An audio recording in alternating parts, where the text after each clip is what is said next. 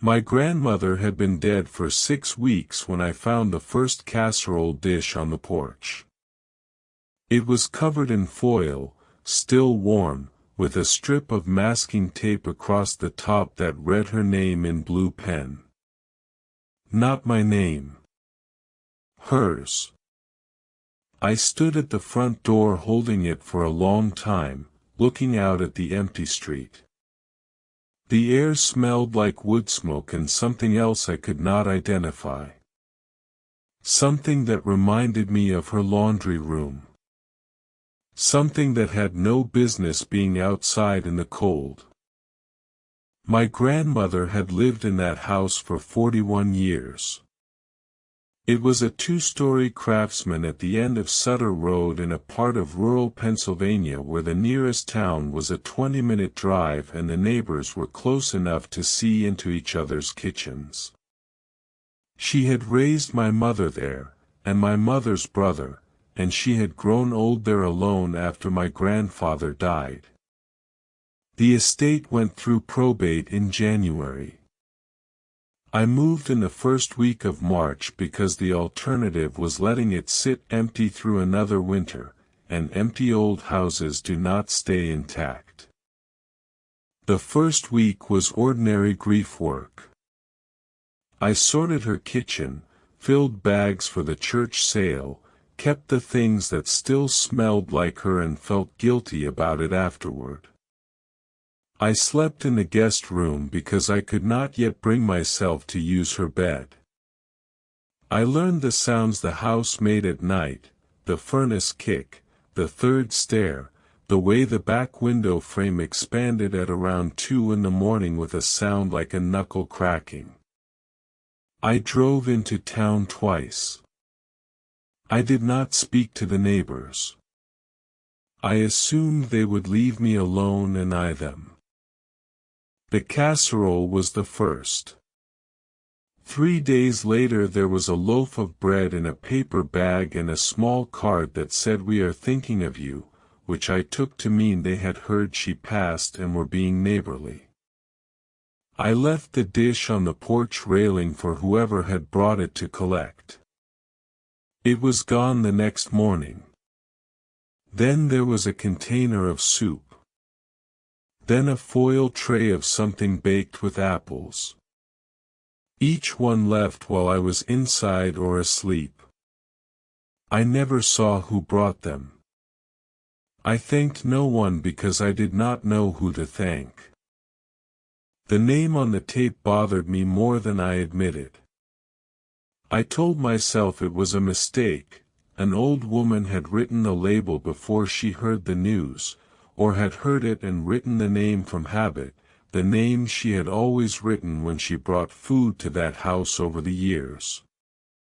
Small-town habits are stubborn things. I had moved into a house where my grandmother was known and loved, and the people around it were still calibrating to her absence. That was reasonable. That was human. I set the label on the kitchen counter and did not throw it away, which I have since wondered about. I met the woman from across the street on a Wednesday. She had come to retrieve her soup container and I happened to open the door as she was reaching for the porch railing. She was perhaps 70, in a blue coat, and she looked at me with an expression I could not read, something between relief and confusion. She said she was glad to see me up and around.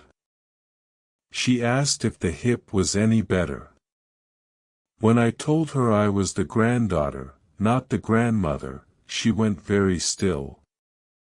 Then she said she knew that, of course she knew that, and she picked up her container and walked back across the street without another word.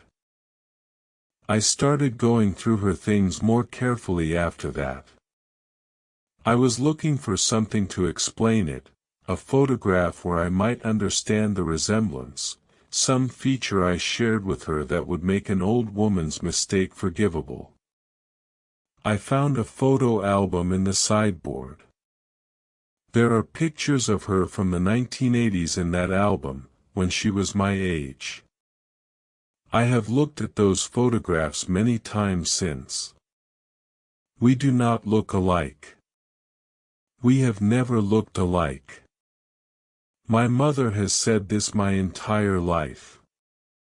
Whoever that woman saw on the porch, it was not someone who simply reminded her of me. The house did not have a third floor.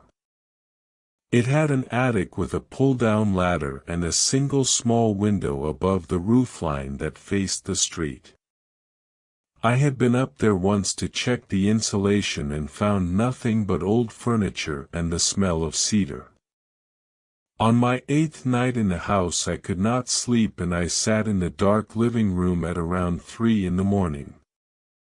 The light in the attic window was on. I knew I had not left a light on up there.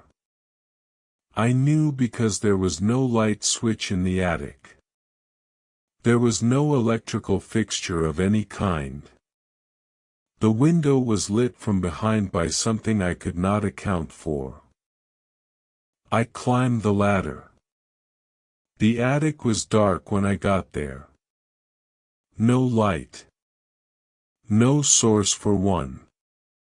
I stood at the top of the ladder with my phone torch and swept it across the room. The furniture under the sheets. The cedar smell. The small window, now dark, facing the street. I looked out the window. The woman in the blue coat was standing on the pavement directly below. She was looking up. She raised one hand. Not a wave. A slow, deliberate lift of the palm, the way you greet someone you have been waiting for. Then she turned and walked back to her house and closed the door. It was 3:14 in the morning. I left the house the next morning. I have not gone back. I told myself it was a grief response, that I was not sleeping, that isolated old houses do things to a person's perception. I gave the keys to the estate agent and told her to sell it furnished. She called me 3 weeks later to say the neighbors had asked who the new owners would be. She said they had seemed relieved when she told them the sale was pending. She said one of them, a woman in a blue coat, she said, had asked her to pass something along to me. A casserole dish. On the lid, in blue pen, was my grandmother's name.